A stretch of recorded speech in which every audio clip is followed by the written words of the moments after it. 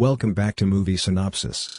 Today, I am going to explain a horror and mystery movie called Texas Chainsaw Massacre, 2022. Be ready for some spoilers are ahead. A DVD plays that recaps the events of the original film. Therein, a group of teens is slaughtered when they meet a murderous family living in rural Texas. The only survivor was a young woman named Sally Hardesty. After she escaped, the chainsaw-wielding killer, nicknamed Leatherface, who wore the faces of his victims, removed his mask and disappeared. The DVD is playing in a gas station, watched by a young woman named Leela. Leela asks the gas station attendant what happened to Sally. The attendant says she spent her life trying to find the killer of her family and friends. Leela goes outside to join her sister Melody. The girls are traveling with Melody's friend Dante and his girlfriend Ruth. They are heading to an abandoned Texas town named Harlow. Dante, a social media influencer, bought the town at a bankruptcy sale. He plans to sell the properties to wealthy young adults so they can build a new, more idyllic, modern community. As they drive to Harlow, they get in an argument with an angry Texan named Richter and meet the two police officers with jurisdiction over the town. The Texans are all suspicious of Dante's plans for the town.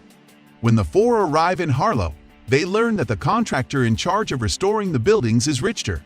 Later, they run into an old house where they meet an old woman named Miss Mike still living in the town at an orphanage she used to run. Miss Mike claims that she paid off her debt to the bank and is still the rightful owner of her orphanage. Offended by her racially insensitive statements and her family's Confederate lineage, and concerned she will ruin his plans for the town, Dante calls the cops to evict her. As the officers escort Miss Mike out of the house, she suffers a medical episode.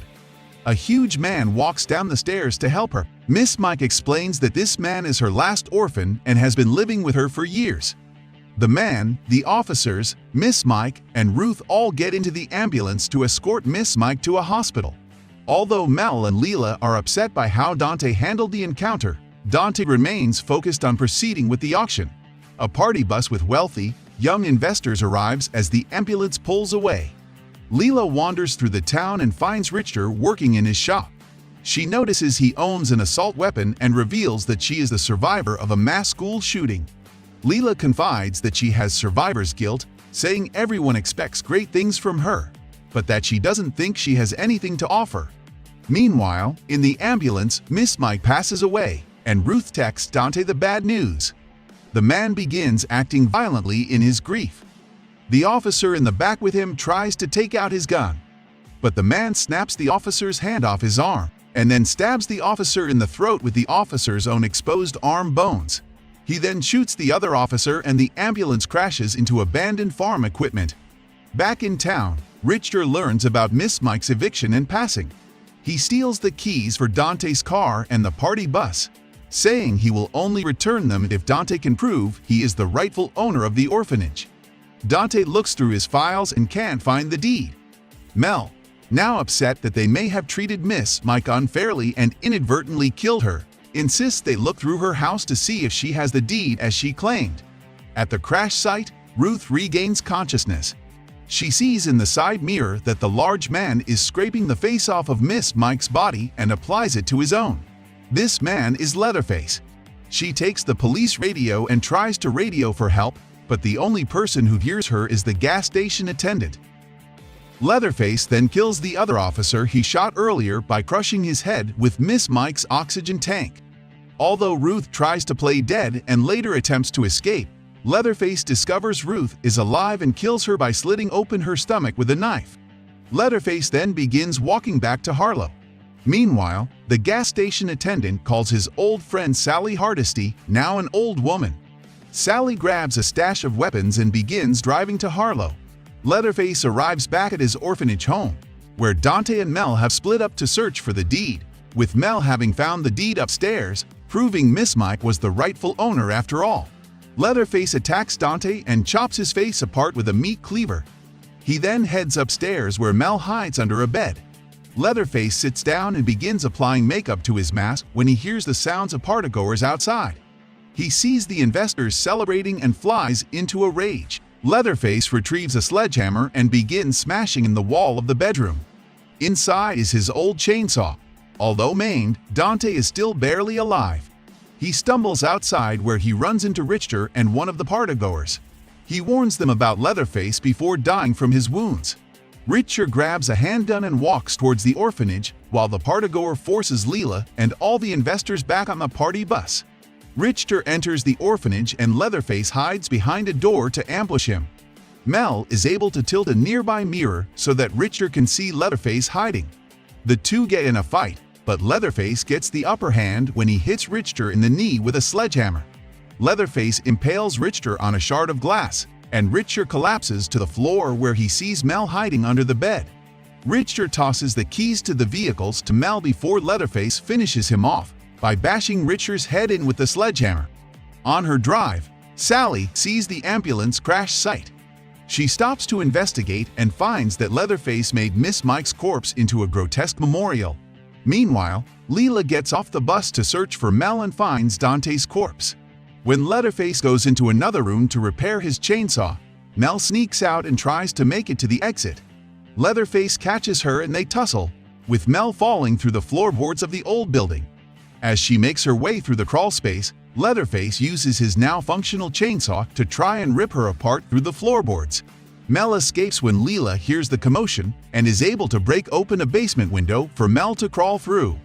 The sisters flee to the bus with the keys and demand the driver leave immediately. The bus begins moving but mysteriously stalls out. The driver gets out to investigate, and then his severed head is thrown back inside the bus by Leatherface. The investors immediately pull out their phones and begin recording Leatherface, threatening to cancel the killer. Leatherface responds by revving his chainsaw and killing them all.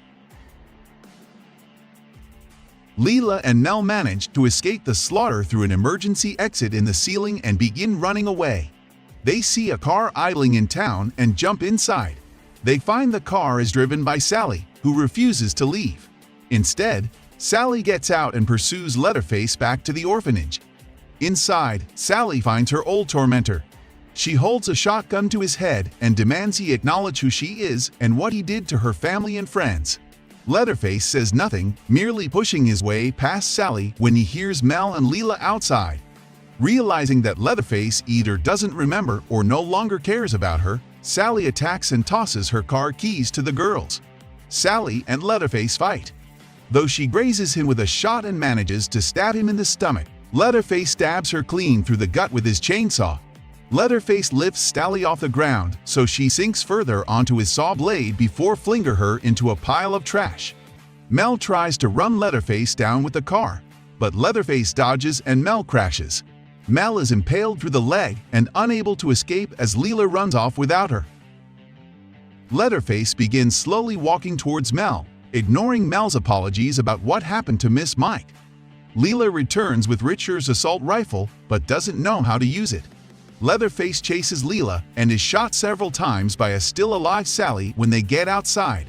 A wounded Leatherface runs into a nearby abandoned theater. Leela goes to Sally, who says that if Leela runs, she will forever be haunted by Leatherface, just like Sally was.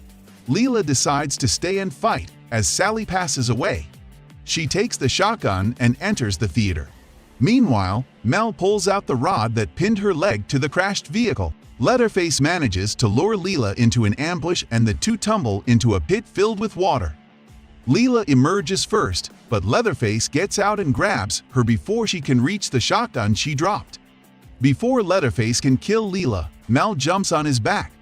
This gives Leela the time she needs to grab the shotgun and shoot Leatherface twice. Mel then grabs Leatherface's chainsaw and slices him in the throat and face.